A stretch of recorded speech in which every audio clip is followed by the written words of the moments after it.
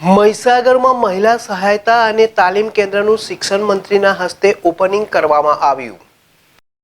મહીસાગર જિલ્લા વહીવટીતંત્ર અને society for women's action and training initiative સ્વાતિના સંયુક્ત ઉપક્રમે સંતરામપુર ટાઉન હોલ ખાતે આદિજાતિ વિકાસ, પ્રાથમિક, માધ્યમિક અને પ્રૌઢ શિક્ષણ મંત્રી ડૉક્ટર કુબેરભાઈ ડિંડોરના અધ્યક્ષસ્થાને મહિલા સહાયતા અને તાલીમ કેન્દ્રનો ઉદ્ઘાટન કાર્યક્રમ યોજાયો।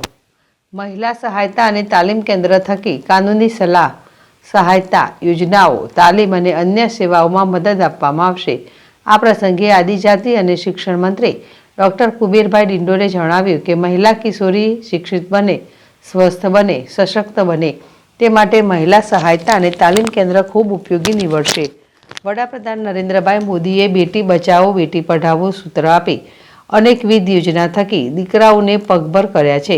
મહિલાઓને જમીન અને મકાન આપવાનું કામ વડાપ્રધાન નરેન્દ્રભાઈ મોદીએ કર્યું છે। વધુમાં તેમણે જણાવ્યું હતું કે સરકાર દ્વારા ધાત્રી માતા, સગર્ભા માતા, પોષણયુક્ત આહાર, નમો લક્ષ્મી યોજના અને નમો સરસ્વતી યોજના થકી સહાય આપી જીવન ધોરણ ઊંચું લાવવામાં આવ્યું છે। આ સાથે સારા પ્રવેશોત્સવ અને કન્યા કેળવણી થકી ડ્રોપ આઉટ રેશિયો ઘટ્યો છે।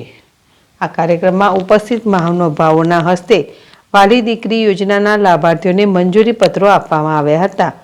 સ્વાતિ ડાયરેક્ટર પૂનમ કથુરિયાએ સ્વાતિ સંસ્થાનો પરિચય, તેનો સહયોગ અને નવી પહેલના લક્ષ્યો અને સેવાઓ વિશે બહેનોને માહિતગાર કર્યા હતા। આ કાર્યક્રમમાં જિલ્લા પંચાયત પ્રમુખ બાબુભાઈ પટેલ, જિલ્લા કલેક્ટર નેહા કુમારી, જિલ્લા વિકાસ સહિત સંબંધિત અધિકારીઓ અને મોટી સંખ્યામાં બહેનો ઉપસ્થિત રહ્યા હતા।